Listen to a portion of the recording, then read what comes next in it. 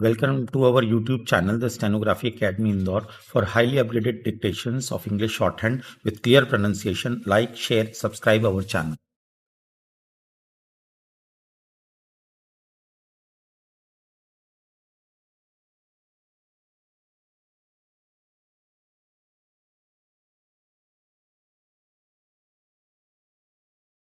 Transcription number 111, Kailash Chandra, 80 words per minute, 1000 words. Kindly be ready, you have 5 seconds left. Then, sir, reference was made to some audit report. That is how the lady member started. She said that the Defense Ministry was not doing its job quite well. There was over provisioning, there were lapses, and so on and so forth. She also said that the money which could have been spent for very many beneficial projects was locked up in the defense estimates and was ultimately given back. Now, as a matter of curiosity, I think the House ought to know that these comments were made mostly on the audit report which dealt with the accounts of 1953-54, namely 2 years back, and which dealt with many cases which arose in the years 1950, 1951, and 1952, when conditions were not normal.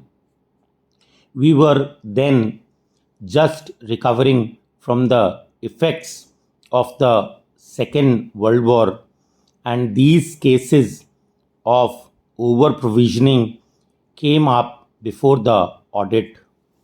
Now, these are the points which have been raised in this audit report.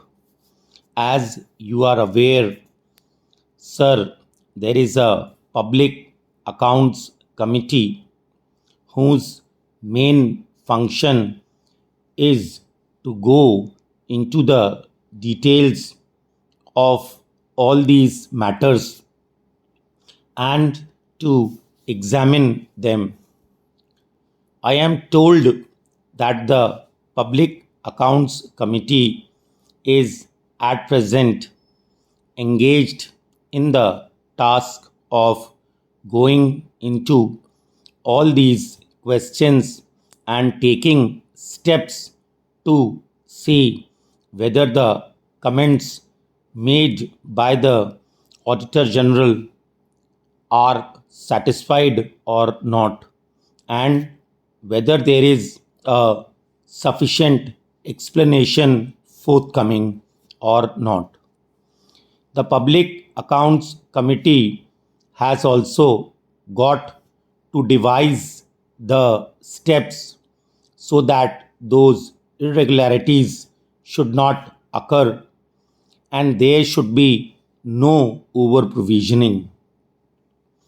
I may say one thing in passing because it will rather be tedious for me to take the House through the merits of each particular thing in detail.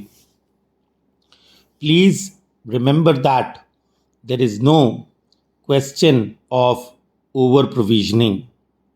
Whenever an estimate is made, the Finance Ministry takes very great care to see that there is no over provisioning.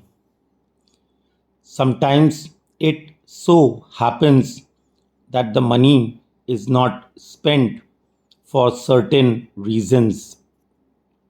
For example, we may have got to pay rupees 5 crores for a certain equipment which may have been ordered from abroad and which may be due to be delivered in the financial year, that is to say in 1956 57, but when the dates of deliveries approach, the contractors or the suppliers may ask for a little extension of time, and the result is that instead of the goods being delivered by March 1957, they may be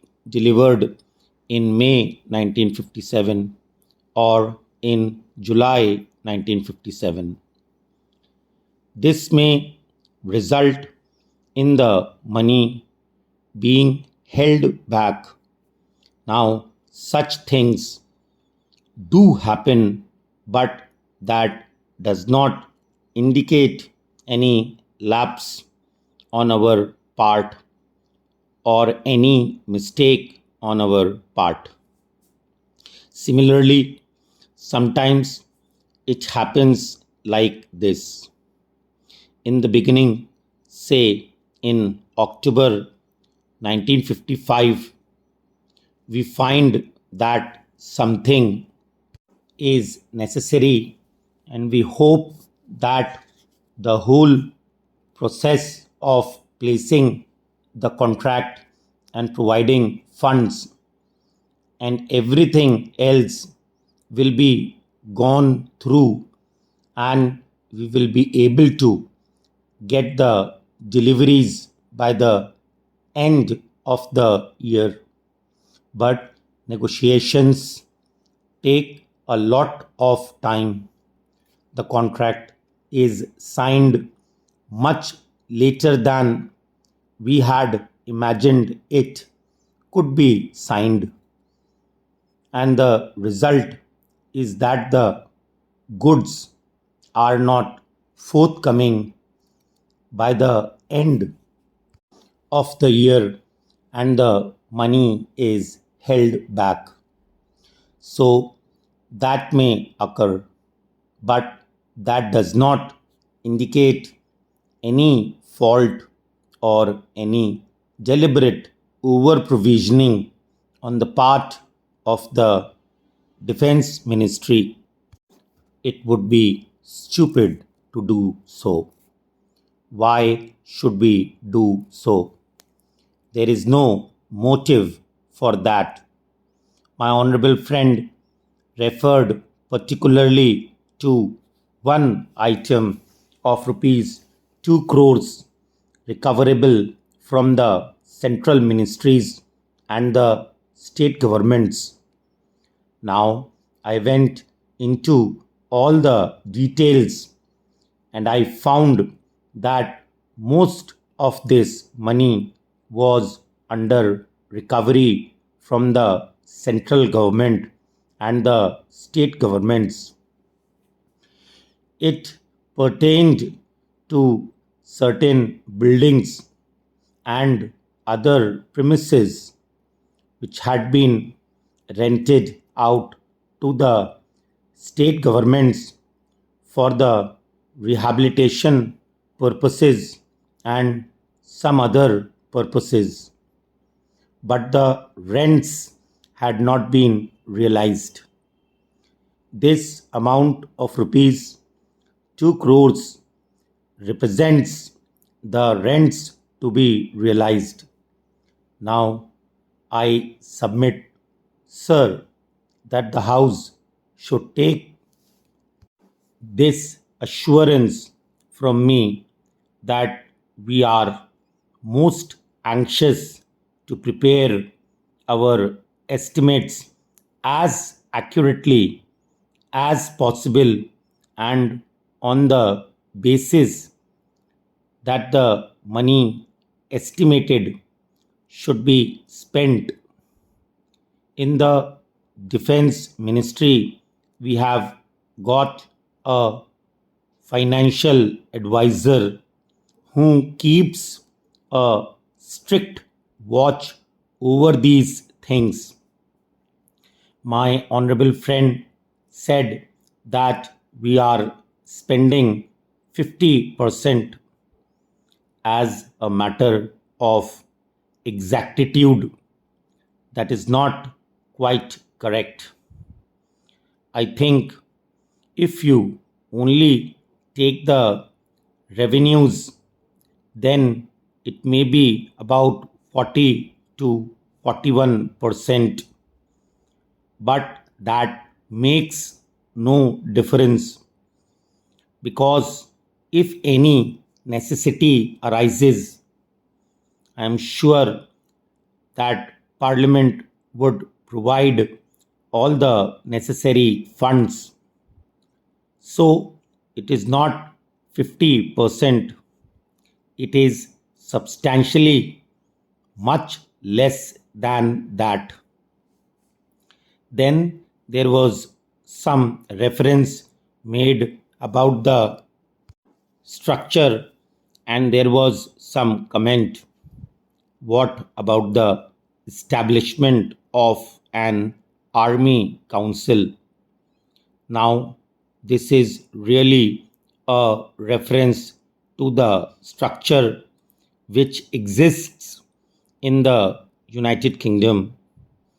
I am not saying anything about the official structure there.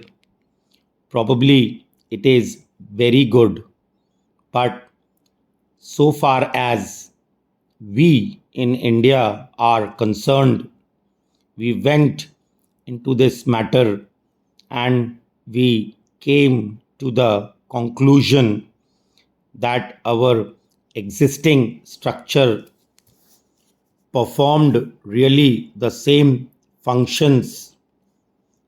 As you are aware, sir, for the purpose of deciding high policy matters, we have got the Defense Committee of the Cabinet presided over by the Prime Minister.